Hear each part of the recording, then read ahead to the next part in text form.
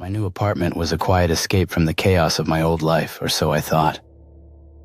I'd found the listing for a one-bedroom in an old brick building on Franklin Street, and was immediately drawn in by the spacious layout and reasonable rent. The leasing agent, Mr. Finch, was a different story. His unsettling fixed smile and piercing gaze during the showing made me feel less like a prospective tenant and more like an exhibit. They keep to themselves. I think you'll find it very quiet here. You have underground parking, laundry, everything you need. Finch said with a strange, knowing smile when I asked about the other residents. And quiet it certainly was. The first few nights were blissful, but soon, after a week of not seeing a soul, I decided to introduce myself to my neighbors. But every time I went about doing so, the hallway was eerily silent. I'd knock on the doors of my neighbors, but no one ever answered. The entire building seemed empty. In the month I'd lived there, I had never once seen another soul. The laundry room was always deserted, and the lobby was perpetually still. Yet the underground garage was consistently full, its dozen or so vehicles a testament to a population I never saw. The knock on my door came at 2 a.m., sharp and insistent. I stumbled out of bed, a cold dread settling in my stomach. I peered through the peephole and saw a broad, imposing man with a grizzled beard, his face a grim mask. The man's voice was a low rumble, devoid of any pleasantries. Have you looked out your window lately? Devoid of any pleasantries, he asked. Clutching the Glock I kept on my nightstand, I slid the chain off the door but kept the deadbolt in place. Why? I asked, my voice tight. Have you looked out your window lately? Because we're sealed in. A chill ran down my spine. I unlocked the door and found myself face to face with the man who introduced himself as Marcus. All of them. Marcus repeated. Every window and every goddamn door, there's some kind of metal over them. You can't even see a seam. I walked to my window and yanked the blinds open.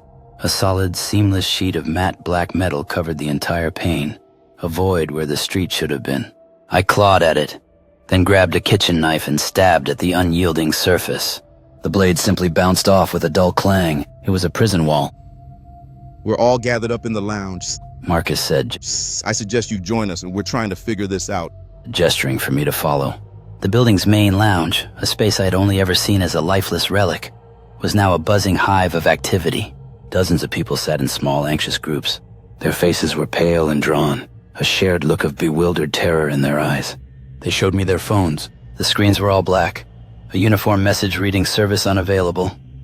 The Wi-Fi was gone, and the landlines were dead. We were completely cut off, isolated from the world outside. The group began to take inventory of our resources, a meager supply of canned food, bottled water, and anything else that might last. A few people, including me, admitted we had firearms, a potential means of defense against an unknown threat.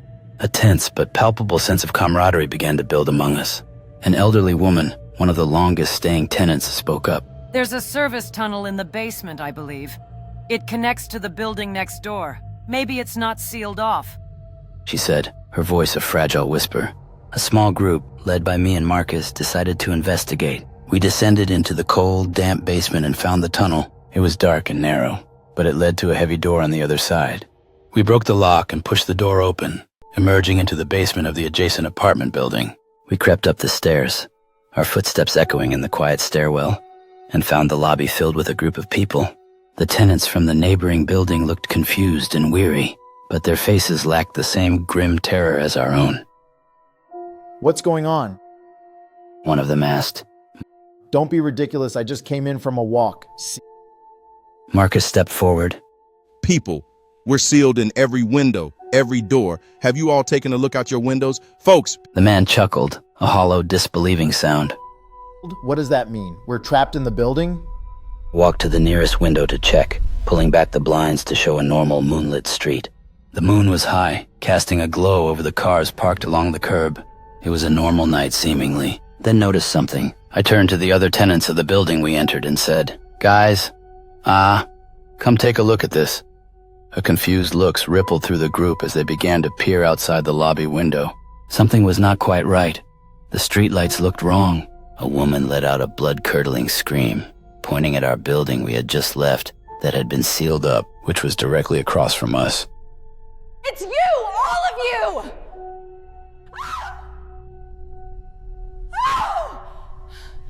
She shrieked, her voice cracking with pure terror. I took another look out the window and my blood ran cold.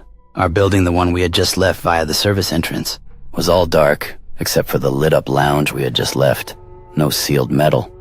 Rather, now in the windows we could see our group, us, in the lobby via the now unsealed normal windows. Our own group's faces, appearing to be acting out what we had just done.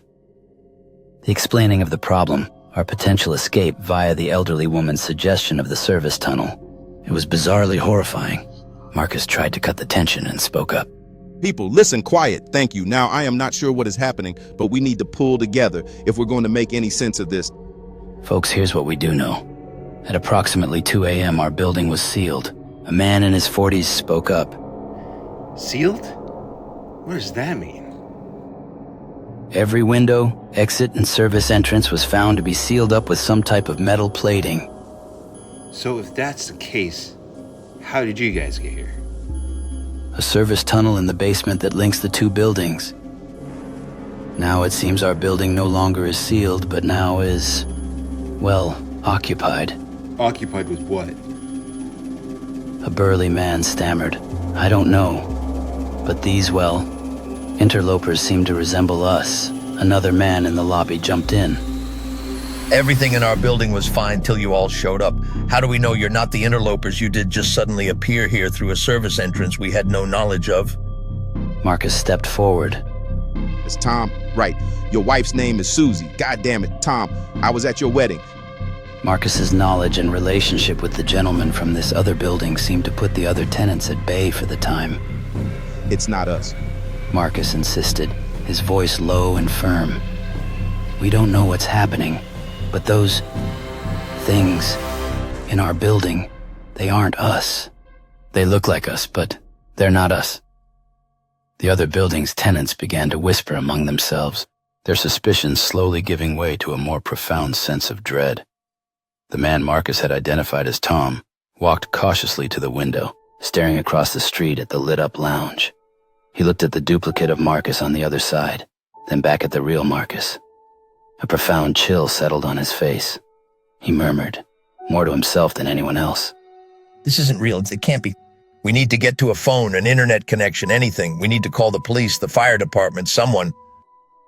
We don't know what's happening, but those things in our building, they aren't us. They look like us, but they're not us. I looked out the window again, studying the scene unfolding in our building. The duplicates, or whatever they were still mimicking our earlier actions. It was like watching a play where we were the actors, but the performance was happening without us. We saw ourselves huddled together, our doppelgangers' faces a mirror of our own fear. The elderly woman's double was pointing toward the basement. Our doubles were heading toward the service entrance. A new thought, more terrifying than the last, wormed its way into my mind. I looked at the other tenants from our building. They were all there, gathered in the lobby. Marcus was here, the elderly woman was here, and so was everyone else who had gathered in the lounge. But the duplicates, how many of them were there? And if they were us, what does that mean? And more importantly, what were they? The news sent another shockwave of fear through the group. We were still sealed in, but the wall that trapped us now seemed to be something else entirely, something more sinister. We weren't just isolated from the outside world. We were in some kind of shared prison, a living diorama being watched by...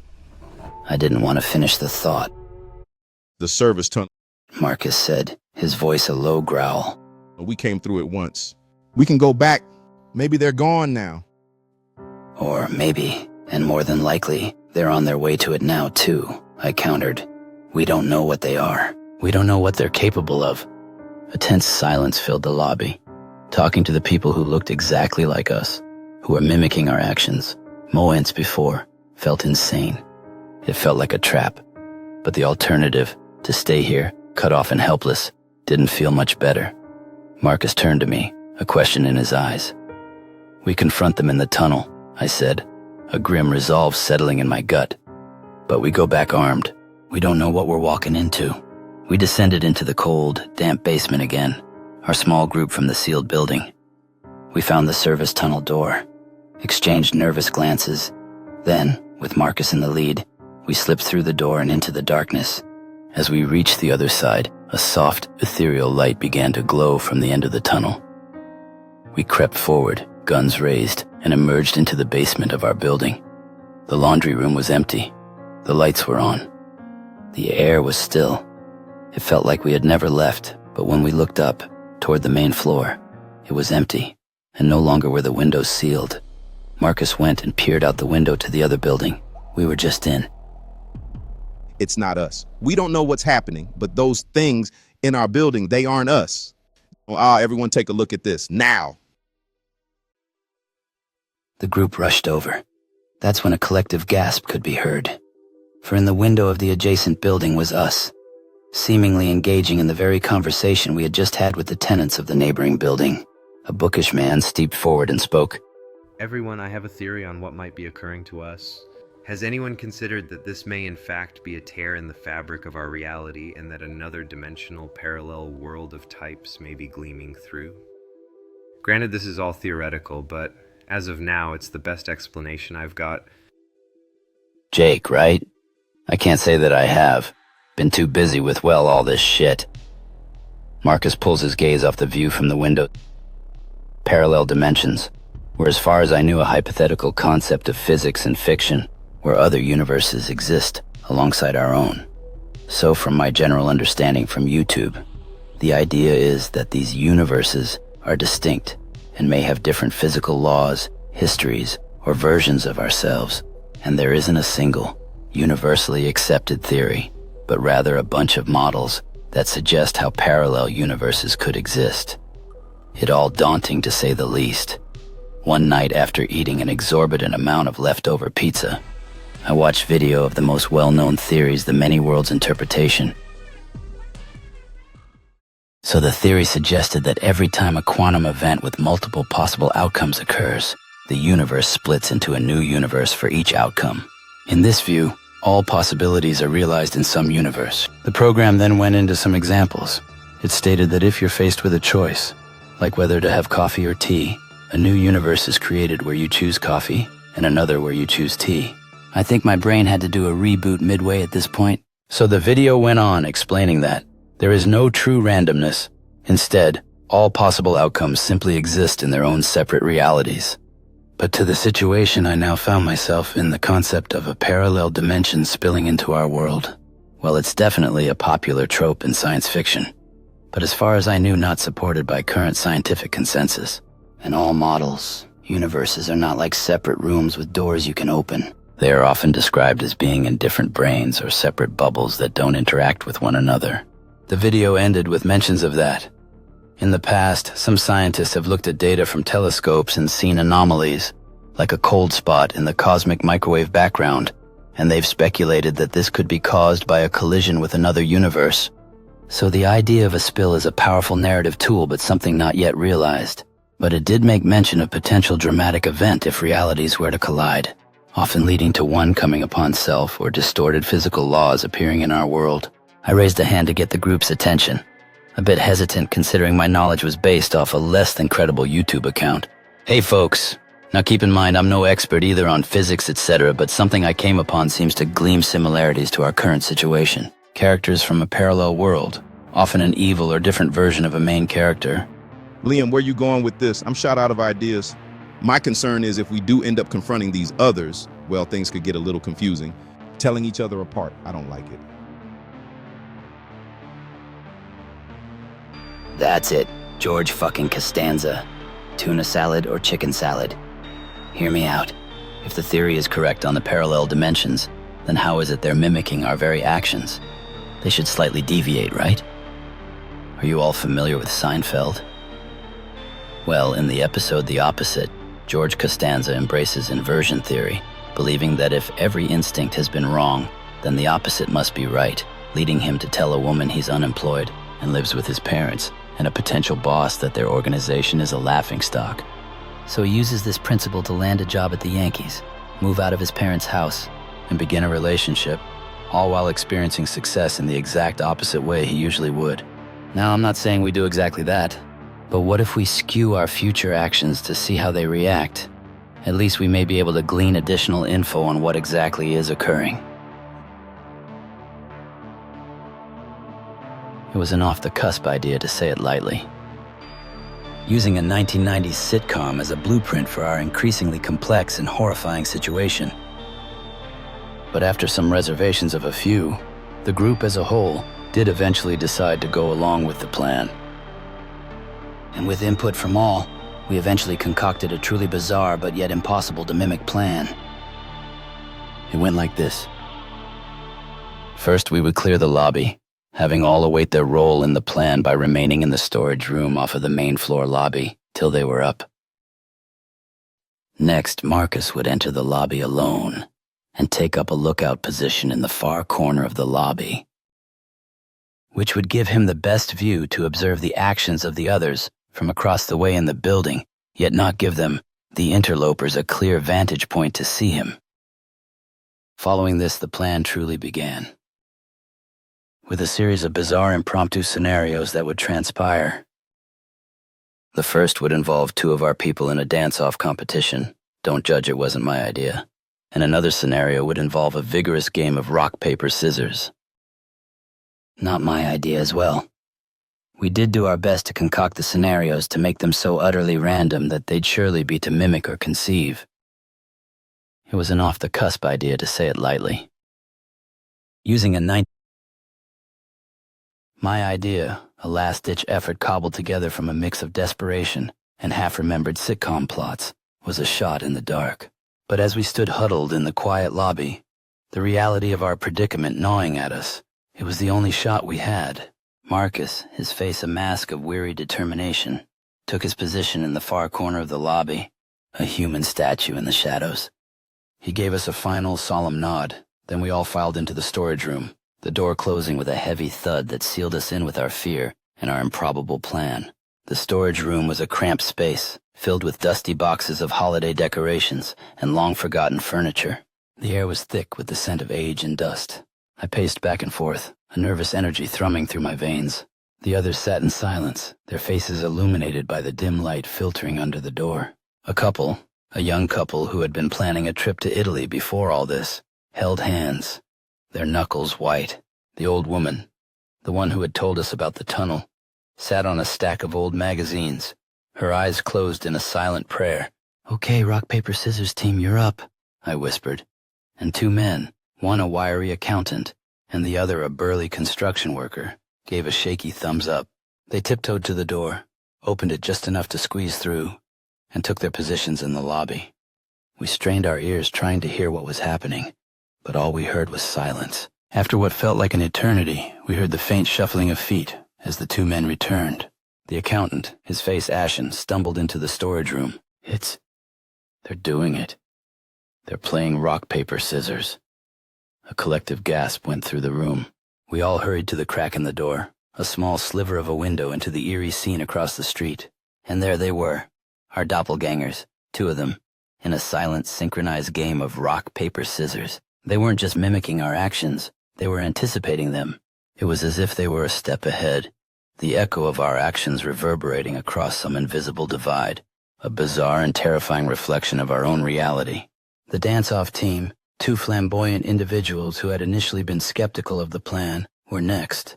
They took to the lobby with a forced bravado, their movements stiff and unnatural. The music was in our minds, a silent disco of fear and defiance. They twirled and swayed, their arms flailing in a mockery of a dance. Across the way, their doppelgangers followed suit, a ghostly ballet playing out in the window of the adjacent building. The performance was flawless. The fear, however, was real. Marcus returned to the storage room, his face pale. They're not just mimicking us. They're us. They're our other half, the ones that didn't make it through the tear. The bookish man, Jake, his voice trembling, spoke up. It's a quantum entanglement. Our realities are linked. Every choice we make, every action we take, they make too. But they're the inverse, the other side of the coin. The room fell into a stunned silence. This wasn't some cosmic joke or a freak accident of physics. It was a prison, a shared reality where we were nothing more than a grotesque puppet show. our every move observed and replicated by our ghostly doubles. We were trapped in a paradox, a terrifying loop of cause and effect, where our actions were not our own, but a mere echo of a choice we had already made in another dimension. I thought about the night I had moved in, Mr. Finch's knowing smile, his unsettling gaze. He hadn't been a leasing agent. He had been a warden.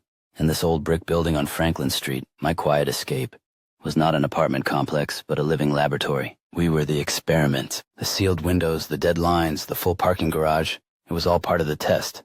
The test of our choices, of our reactions to the impossible. The test of our humanity. We can't stay here. We have to find the source. We have to find out why this is happening. We have to break the link. Marcus nodded, his grim resolve returning. The basement. There has to be something down there, something we missed. We have to. We need to face them.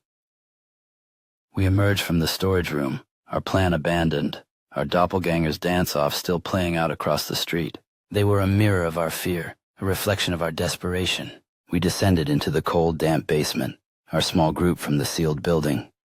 We found the service tunnel door, exchanged nervous glances. Then, with Marcus in the lead, we slipped through the door and into the darkness. But this time we knew. We weren't just walking into another building.